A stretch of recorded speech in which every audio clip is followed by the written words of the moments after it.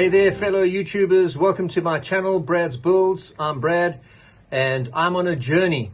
I'm on a journey to develop the skill of making 135 scale military tanks and looking at improving each build that I do.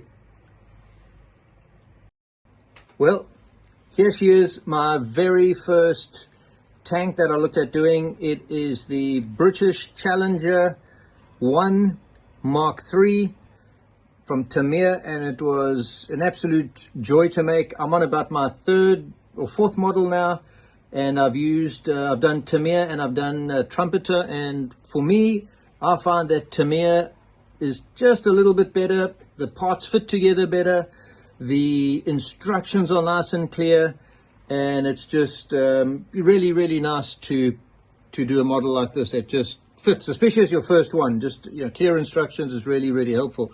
So I learned a lot on this first model, and what I initially tried to do is I did a primer. I bought my very first spray gun, and here it is. Hope you can see that.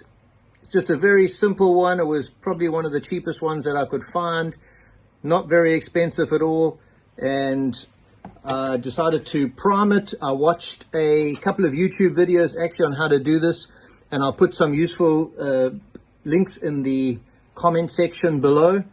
And first of all, sprayed it with this primer by Simplest, and here it is here, YX0019. It's kind of like a dark rusty brownish earth color, and I did that as my primer. This model by Tamir gives you two options.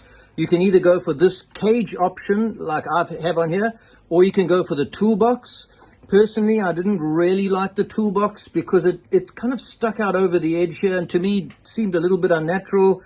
And I went for this cage as a more sort of consistent approach, and I like the way it comes in, and it fits in very well with the other side of this cage here.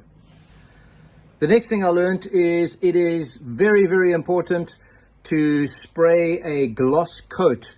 Once you have finished this top color, spray a gloss coat before you do your pin striping, which I didn't do on this model because I thought I knew better. And so you can actually see in some of the instances, I'm trying to bring this a little bit closer, when I tried to rub the pin striping off, or the detailing off, it took away a little bit of the top layer, but it actually kind of helped the weathering effect in a way, and it does look like it's really weathered. Some might say maybe a little bit too much, but yeah, definitely a good idea to, once you finish doing your top coat, spray a clear lacquer over. It just helps the sort of detailing, the pin striping really get into the crevices, and most importantly, just run nice and easily, you know, over the paint, and it doesn't kind of mess it up too much. You can control it a bit more if you do that. I think the third thing that I did is I watched on one of the YouTube guys, and they had a blue fuel tank, and maybe you've seen this one as well. They had a blue fuel tank here. For me, that was a little bit too radical. I didn't want to go kind of that far out with it, so I decided to stick with these rusty colors.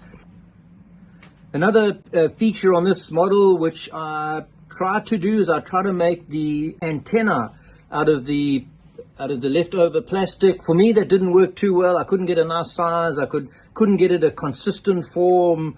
So what I eventually did is I bought these 100mm long needles.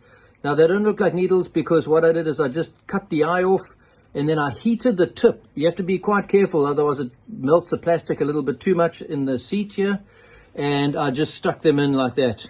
And I think they've turned out pretty good. Look, they're pretty rigid, but they're strong, they're sturdy, and I think they do the job pretty well. And for the tracks, I first of all painted them with this track brown wash, like a wash that you put over, which worked pretty well. I've used it on a few of the models now. That really worked well for me. And then I also used this dry mud. It's like a pigment and a powder rather, that you open up and you apply with a tool that looks something like this, and then you use something called a pigment fixer over the top, and that just binds this loose powder together. Let me see if I can open it up for you, just give you a show what it's like. It's almost like a version, if you're married, your wife's powder that she put on her face or something like that, but just a looser version of that. And you just sort of turn the model on its side, sprinkle it on the tracks, and then put a couple of drops of the pigment fixer on with a pipette or a dropper that looks like this, and it really holds it nicely. And I think it came out okay. I didn't go too over the top with it, as you can see, just a little bit on there just to make it look like it's been through a couple of kilometers of dirt and dust. The final thing that I wanted to show you on this is just these jerry cans that I've got on here, and you might notice these are all the same color. I went for a brown color. I wanted it to kind of stand out a little bit from the model. You know, I watched one of the YouTube videos, and the guy said, you know, it's your model. Do what you want with it. Don't be forced to do a certain thing unless you're doing an exact kind of replica of it. But I did a couple of them in this brown color, and I did this one in a kind of olive green color. And to achieve the effect on the brown ones, I actually used a Sharpie. Americans call it a Sharpie. Maybe the rest of us call it a permanent marker. But I used a permanent marker. This is an enamel one. And it kind of gave an effect, kind of a lightish effect. And it runs a little bit, so it fills in some of the gaps and gives that kind of weathering look. So I was quite happy how that turned out. I also, with the engine covers and air intakes, I tried to put a little bit of dirt on there. Wasn't that successful with it, but you know, first model, so I'm hoping to improve on that in the future models that I do. Here's a final look at the finished product, and hopefully you enjoy it. I love the way the turret, the gun actually goes up and down like that. But I'd appreciate any comments, any suggestions in the section below. You can write those, and hopefully you on a journey as well. You can share some of your secrets and victories and challenges that you faced. There she is.